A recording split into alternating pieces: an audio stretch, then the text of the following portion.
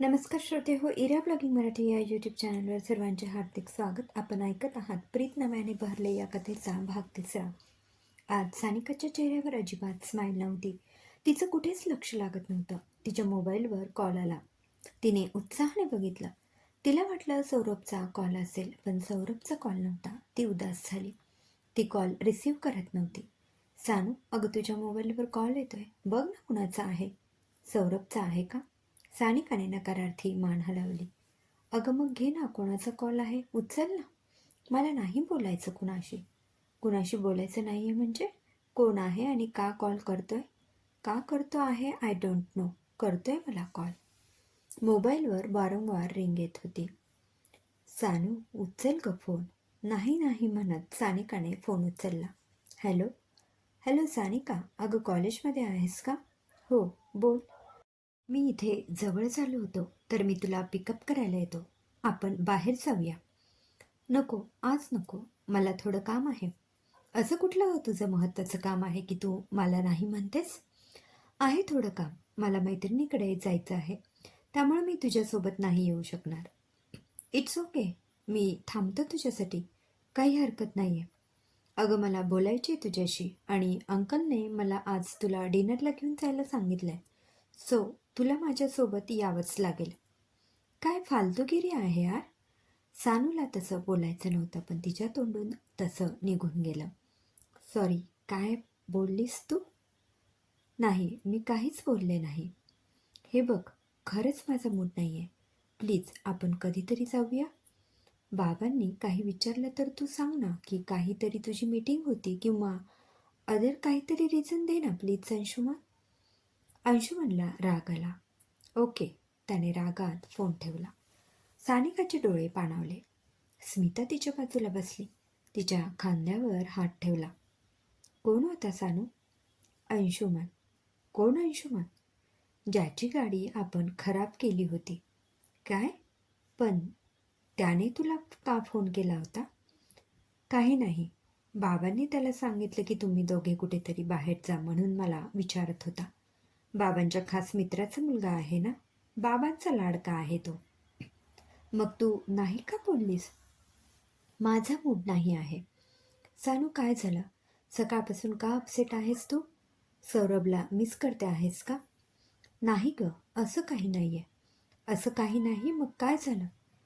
सकाळी बाबा रूडली बोलले, त्याचं वाईट वाटतंय? माहीत नाही. मला काही कळतच नाहीये की माझा मूड का असा होतोय. मला ना आता खूप रडावंसं वाटतंय. खूप एकटं फील होतंय. सानिका तिथून उठली. मी घरी जाते आहे. Bye girls.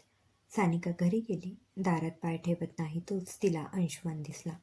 तिचा पुन्हा मूड ऑफ झाला. अरे सानिका, तू आलीस देखील इतक्यात लवकर?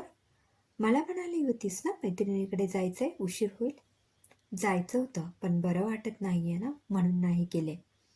काय झालं जानू? किचनमधून गायत्री आली. No mamma, nothing. असं म्हणत ती तिच्या खोलीत गेली. सानिका रात्री न जेवता झोपली. गायत्रीने तिला खूपदा विचारलं, पण ती काही बोलायला सांगायला तयार नव्हती. दुसऱ्या दिवशी सकाळी सानिका खाली आली नाही म्हणून गायत्री तिच्या खोलीत गेली. सानू बाळा, उठ. अजून अंथरुणाला खिळली आहेस तू. कॉलेजला जायचं नाही का? उशीर होतोय. गायत्रीने 2-3दा आवाज देऊनही सानिका काही बोलली नव्हती. ती बोलत का नाही म्हणून तिने तिच्या अंगावरचे पांघरून काढलं. गायत्रीला धक्काच बसला. पांघरून काढल्याने बघितलं तर सानिका तिथे नव्हती. तिने तिच्या जागेवर उशा ठेवलेल्या होत्या. गायत्री एकदम किंचाळली. खालूनच रमाजीने विचारलं, काय झालं गायत्री? गायत्री लगबगीने खाली आली. आई, सानू तिच्या खोलीत नाहीये. काय? तिच्या खोलीत नाहीये? कुठे गेली ही मुलगी? इतक्या सकाळी तर कॉलेजला जाणार नाही. एक काम कर, तिच्या सगळ्या मैत्रिणींना फोन कर. तिच्या बाबांना कळलं तर? गायत्री घाबरली. तिने स्मिता आणि साक्षीला फोन केला. त्या दोघींकडेही सानिका गेलेली नव्हती. राज आणि राघवकडे जाणार नाही हे कन्फर्म होतं, त्यामुळे त्यांना गायत्रीने फोन केलेला नव्हता. सौरभबद्दल तर घरी कधीही सानू बोललीच नव्हती. आता काय करावे याच विचारात दोघीही डायनिंगवर बसल्या. प्रताप खोलीतून बाहेर आले. त्यांना बघून दोघी एकमेकींकडे बघू लागल्या. प्रताप येऊन डायनिंगवर बसले. गायत्री, नाश्ता सांग, मला लवकर निघायचं आहे. हो, सांगते. गायत्री ततपप करत बोलली आणि काही सेकंद तिथेच उभी राहिली. दोघीही एकमेकींकडे बघत होत्या. गायत्री, नाश्ता? प्रतापने तिच्याकडे एक कटाक्ष टाकला. हो हो, आणते, असं म्हणून गायत्री आत गेली. तिच्या मागे रमाजी पण गेली. दोघी एका मागोमाग किचनमध्ये गेल्या. तिथे त्यांची खुसफुस सुरू झाली. हॉलमधून पुन्हा आवाज आला. गायत्री, 2 मिनिटात जर तू बाहेर आली नाहीस तर मी निघणार आहे. असंच निघून गेलेलं तुला चालणार आहे का? अहो नाही नाही, आणते मी. गायत्री नाश्ता घेऊन पटकन बाहेर आली. तिने प्रतापला नाश्ता दिला. काय, मुले कुठे आहेत? आज खाली आले नाहीत का? अहो, सानू कॉलेजला गेली आणि आर्यन बाहेर गेलाय. सानू इतक्या लवकर कॉलेजला कशी गेली? नाही, ती आधी तिच्या मैत्रिणीकडे जाणार होती. काही काम होतं तिला आणि त्यानंतर कॉलेजला जाणार होती. ओके, संध्याकाळी मी आल्यानंतर दोघी मला माझ्यासमोर हवेत. मी निघतोय. प्रतापने नाश्ता केला आणि ते निघाले. साक्षी स्मिताच्या घरी गेली. साक्षी, अगं यावेळी तू इथे कशी काय? स्मिताने दार उघडलं. तुला काकूंचा कॉल आला होता का? सानूच्या मम्मीचा? साक्षी थोडी पॅनिक झाली होती. हो, त्यांनी मला कॉल केला होता. तुलाही आला होता? स्मिताने विचारलं. हो ना.